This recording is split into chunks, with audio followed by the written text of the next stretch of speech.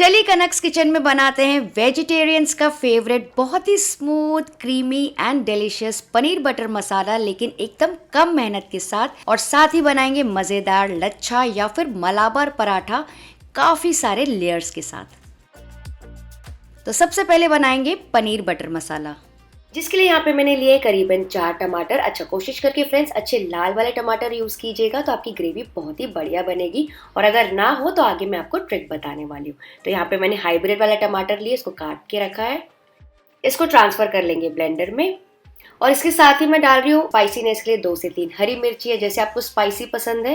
ये देखिए, फिर मैं क्या डाल रही हूँ, 2 से 3 सोक की हुई कश्मीरी लाल मिर्च। इससे क्या होगा, बिल्कुल बढ़िया सा कलर आ जाएगा। और अब इन सारी चीज़ों को अच्छे से पीस लेंगे बिना पानी डाले। ये देखिए, एकदम स्मूथ प्यूरे तैयार हो गया है। इसी की वजह से आपकी ग्रेवी ना एकदम स्मूथ और एकदम लबाबदार और एकदम क्रीमी बनेगी, रेस्टोरेंट जैसा। तो इसको अभी हम साइड में रख देंगे।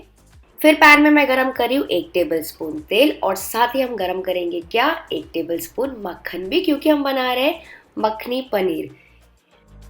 फिर मैं डाल रही हूँ 2 हरी इलायची, 2 से 3 लौंग, 1 टुकड़ा दालचीनी का, 1 तेज पत्ता और 1 टीस्पून जीरा। इन सारे खड़े गरम मसालों को हल्का सा फ्राई कर लेंगे, जैसे कि इनका कच्चापन निकल जाए।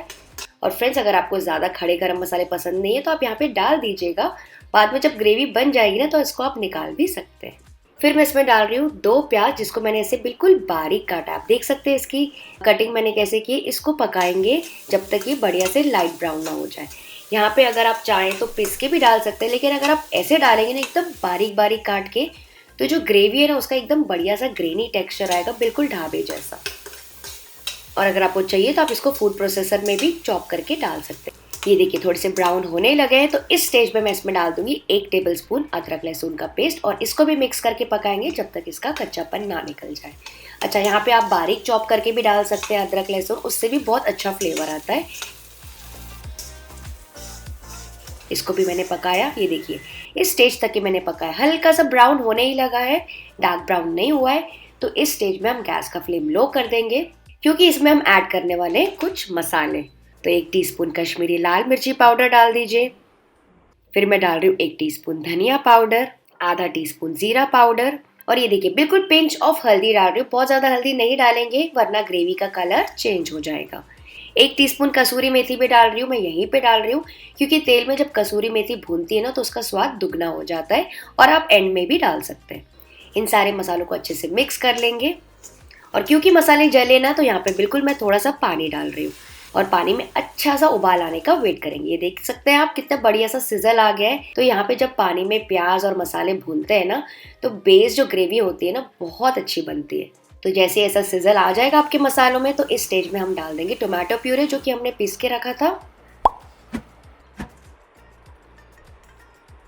और साथ ही मैं डाल रही हूँ 1 टीस्पून नमक भी, ताकि टमाटर जल्दी से पक जाए। और इसको पकाएंगे थोड़ी देर, 2 से 3 मिनट के लिए। तो इसको पहले हल्का सा भून लीजिए मीडियम हाई फ्लेम पे। और ये देखिए, मिक्सी में जो थोड़ा सा टमाटर रह गया था उसमें मैं पानी डाल के इसमें डाल रही हूँ। एडजस्ट कर लीजिए थोड़ी सी ग्रेवी, थोड़ा सा पानी डाल दीजिए। और अब इसको ढक के पकाएंगे लो मीडियम फ्लेम पे कम से कम 7 से 8 मिनट के लिए। उससे क्या होगा, टमाटर एकदम बढ़िया तरीके से पक जाएंगे और भून जाएंगे। तो जब तक हमारे टमाटर पक रहे हैं, यहाँ पे मैंने लिए छोटी सी मिक्सी, इसमें हम डाल देंगे कुछ काजू। तो ये देखिए, बोल में मैंने करीबन 15 से 20 काजू को क्या किया था ना, आधा घंटा पहले गर्म पानी में भिगा के रखा था। अच्छा, यहाँ पे मैं यूज़ कर रही हूँ छिलके वाले काजू। कुछ दिनों पहले मैं गोवा से लाई थी, तो मैं वो यूज़ कर रही हूँ। इसको ट्रांसफ़र कर लेंगे और बिना पानी डाले इसको पीस लेंगे। ये देखिए, कितना स्मूथ प्यूरे तैयार हो गया है काजू का, दरदरा बिल्कुल नहीं। अगर आपको सूखा लगे तो आप थोड़ा पानी भी ऐड कर सकते हैं। और चलिए हमारी ग्रेवी भी चेक कर लेते हैं। टमाटर एकदम अच्छे से पक गए, पता कैसे चले, ऊपर हल्का सा तेल आ गया है। और जो टमाटर है ना, अपनी ओरिजिनल क्वांटिटी से रिड्यूस भी हो गए, मतलब अच्छे से भून गए। तो ये करना बहुत ज़्यादा इंपॉर्टेंट है, वरना जो ग्रेवी है ना उसमें कच्चापन आ जाएगा। और इसी स्टेज में हम डाल देंगे काजू का पेस्ट भी, और इसको भी पकाएंगे। इसकी वजह से जो ग्रेवी है एकदम रेस्टोरेंट जैसे बनेगी।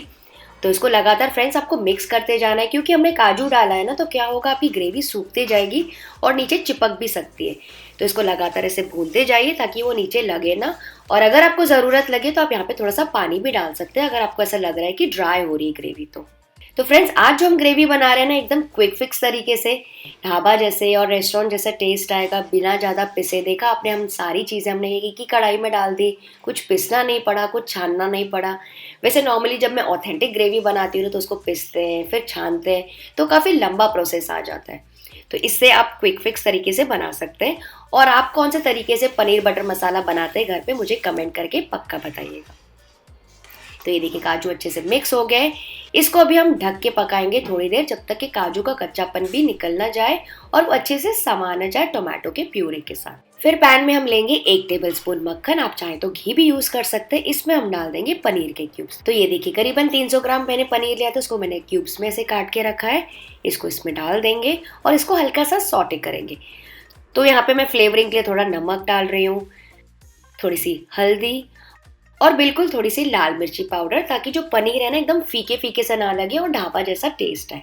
इसको हल्का सा टॉस कर लेंगे, जैसे कि जो कोटिंग है वो हल्की सी गोल्डन ब्राउन हो जाए। बहुत ज़्यादा कुक नहीं करेंगे, वरना क्या होगा ना आपका पनीर हार्ड और रबरी हो जाएगा। अच्छा, ऐसे करने से क्या होता है ना, हल्की सी कोटिंग आ जाती है और जब ग्रेवी में आप पनीर डालेंगे ना वो टूटेंगे नहीं। तो ये हो गया, इसको बहुत ज़्यादा नहीं पकाएंगे। चलिए ग्रेवी भी चेक कर लेते हैं। ये देखिए ग्रेवी एकदम बढ़िया से भुन गई, ऊपर सतह पर तेल आ गया। तो इस स्टेज में हम डाल देंगे पनीर के पीसेस।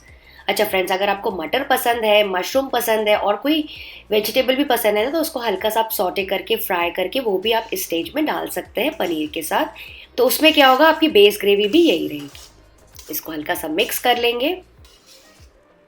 तो फ्रेंड्स अब इसको ज़्यादा पकाने की ज़रूरत हमको नहीं पड़ेगी, क्योंकि बेस ग्रेवी हमारी बढ़िया से तैयार हो गई है। पनीर भी हमने हल्का सा पका लिया है।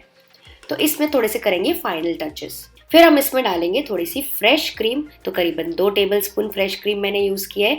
तो फ्रेंड्स क्रीम जो है ना हमेशा लास्ट में ही डाली जाती है, उसका अच्छा सा फ्लेवर और क्रीमीनेस आता है। और अगर आप दही डाल रहे हैं ना तो आप पहले ही डाल दीजिएगा जब हम टमाटर भूनते हैं। थोड़ी सी गरम मसाला भी यहाँ पे डाल देंगे फ्लेवरिंग के लिए, और थोड़ी सी फ्रेश धनिया। कसूरी मेथी भी आप यहाँ पे ऐड कर सकते हैं, पर हमने पहले भी डाला था तो यहाँ पे मैं नहीं डाल रही हूँ। और अब इन सारी चीज़ों को अच्छे से मिक्स कर लेंगे।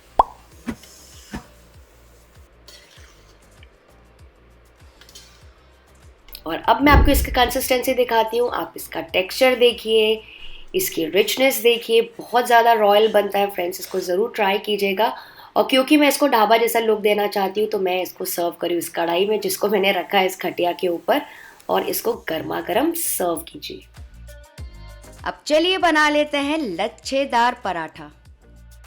बोल में सबसे पहले डालेंगे 1 कप गेहूं का आटा, और इसके साथ ही मैं थोड़े से हल्की फ्लेवर और टेक्सचर के लिए मैं डाल रही हूँ 1 कप मैदा। आप चाहे तो पूरा गेहूं के आटे से भी बना सकते हैं। इसमें डालेंगे 1 टीस्पून नमक, थोड़ी सी आप शक्कर भी डाल सकते हैं। और ये देखिए मैं क्या डाल रही हूँ, बस डाल रही हूँ आधा टीस्पून बेकिंग पाउडर। वैसे तो ऑप्शनल है, लेकिन इससे क्या होगा ना आपके पराठे थोड़े से फ्लफी बनेंगे, बिल्कुल रेस्टोरेंट में जैसे पराठे मिलते हैं। उसके बाद मैं इसमें मॉइस्चर के लिए डाल रही हूँ 2 टेबलस्पून भर के ऑयल।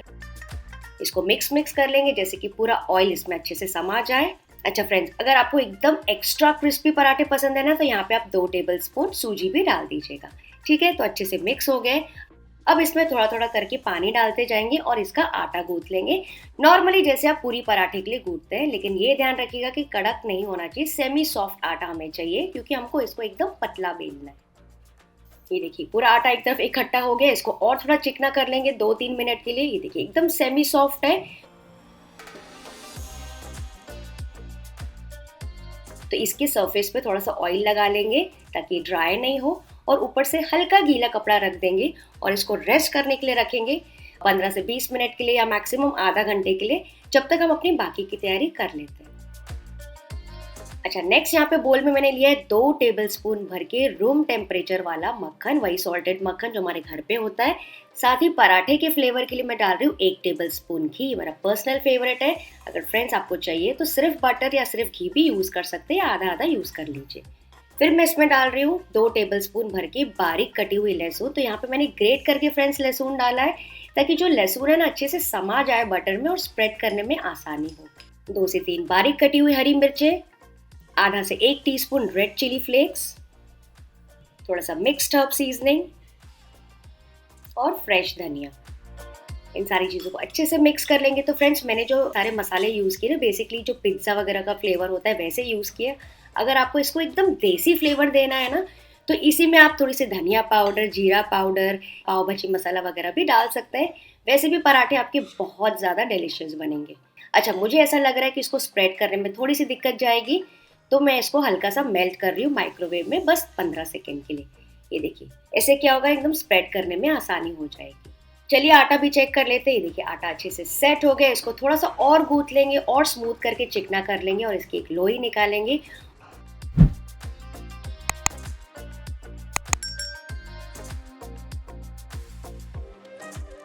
और थोड़ा सा सूखा आटा अगर आपको लगे तो स्प्रिंकल करके एक बड़ी सी रोटी बनाना है। तो फ्रेंड्स, यहाँ पे आपको एकदम बड़ी सी पतली सी रोटी बनाना है। कोई भी शेप की आप बना सकते हैं, टेढ़ी मेढ़ी भी होगी तो चलेगा, थोड़ी सी फट भी जाएगी तो चलेगा। वो क्यों, मैं आपको आगे बताती हूँ। ये देखिए, बड़ी सी पतली सी रोटी मैंने बना ली, एकदम ट्रांसपेरेंट जैसी लग रही है। आप देख सकते हैं मेरे हाथों में, बिल्कुल ऐसा चाहिए हमको। अब इसके ऊपर हम डाल देंगे करीबन 2 टेबल स्पून भर के ये बटर का मिक्सचर और इसको अच्छे से स्प्रेड आउट कर लेंगे। तो ब्रश से इसको एकदम स्मूथ कर लीजिए। तो चारों तरफ अच्छे से ब्रश कर लेंगे, सारे कोनों में भी। और अब देखिए फ्रेंड्स, मैं क्या कर रही हूँ। नॉर्मली हम बचपन में जैसे पंखा बनाते थे ना पेपर का, बिल्कुल वैसे ही, ऐसे फ्लिप एंड फोल्ड, मतलब ऐसे वेव्स बनाते जाना है या फिर क्रीज बनाते जाना है या फिर साड़ी की प्लीट्स बनाते हैं ना, बिल्कुल वैसे ही ऐसे प्लेट्स बनाते बनाते एंड तक के जाएंगे। और जब आपका पूरा पंखा तैयार हो जाएगा, फिर ये देखिए मैं क्या कर रही हूँ, इसको थोड़ा सा और स्ट्रेच कर लेंगे। क्योंकि हमने इसमें मैदा डाला, इसलिए मैंने आपको कहा था अगर आप मैदा डालेंगे तो आपका जो पराठा है थोड़ा सा हल्का बनेगा।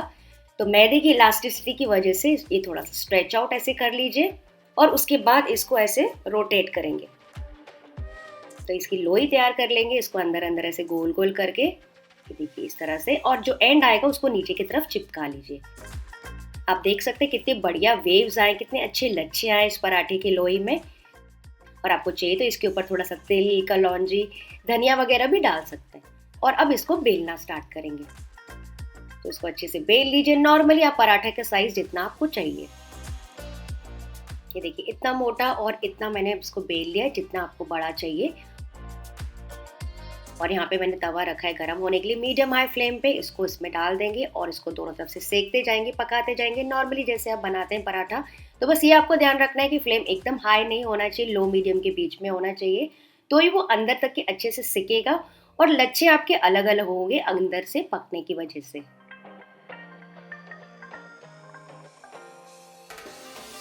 तो इसको पलटा के थोड़ा सा और घी या मक्खन लगा लीजिए, या फिर आप चाहें तो वही वाला बटर भी लगा सकते हैं थोड़े से और फ्लेवर के लिए। और इसको पलटा पलटा के इसे बटर लगाते जाएंगे जैसा क्रिस्पी आपको बनाना है। ये देखिए, मैं इतने कलर का इसको मैंने बनाया है।